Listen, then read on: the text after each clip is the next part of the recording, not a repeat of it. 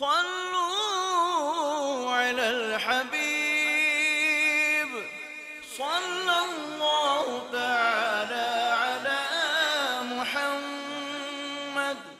প্রাণপ্রিয় ইসলামী ভাইরা এবং মাদানী চ্যানেলের দর্শকবৃন্দ, আলহামদুলিল্লাহ আজ্জা ওয়াজাল, পবিত্র কোরবানির মাস আল্লাহ তাবারাক ওয়া তাআলা পক্ষ থেকে অত্যন্ত একটি অনেক বড় নেয়ামত আমরা পেয়েছি। আল্লাহ তাআলার সন্তুষ্টির জন্য যাদেরকে আল্লাহ তাবারাক ওয়া তাআলা সামর্থ্য দিয়েছে, তারা আল্লাহর সন্তুষ্টির জন্য কোরবানি করে থাকেন। আসুন হাদিস শরীফের মধ্যে কোরবানি করার কি ফজিলত আমরা শুনি।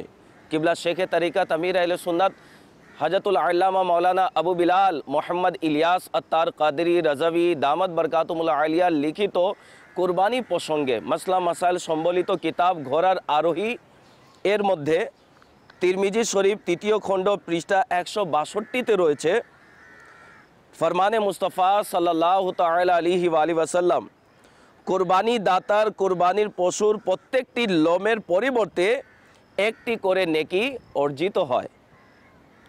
আল মুআজামুল কবির ৩য় খণ্ড পৃষ্ঠা ৮৪তে রয়েছে, ফরমানে মুস্তাফা সাল্লাল্লাহু তাআলা আলাইহি ওয়াসাল্লাম, যে খুশি মনে সওয়াব লাভের নিয়তে কোরবানি করল, তবে তা অর্থাৎ সে কোরবানি জাহান্নামের আগুন থেকে রক্ষা করবে।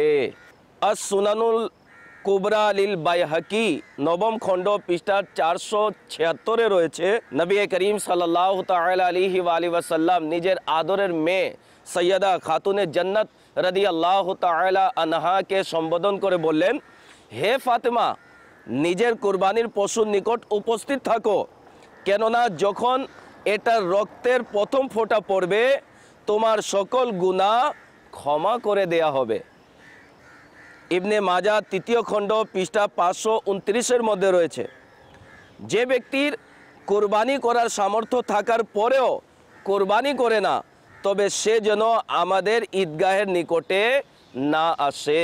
তো প্রিয় ইসলামী ভাইরা, আমরা কোরবানি করার ফজিলত শুনলাম, কোরবানি না করার আমরা ফরমান শুনলাম যে নবী করিম সাল্লাল্লাহু আলাইহি ওয়াসাল্লাম তাকে ঈদগাতে আসা নিষেধ করেছেন। তো যাদেরকে আল্লাহ তাবারাক ওয়া তাআলা সামর্থ্য দিয়েছেন, আসুন আল্লাহ তাআলার সন্তুষ্টির জন্য আমরা কোরবানি করি। صلوا على الحبيب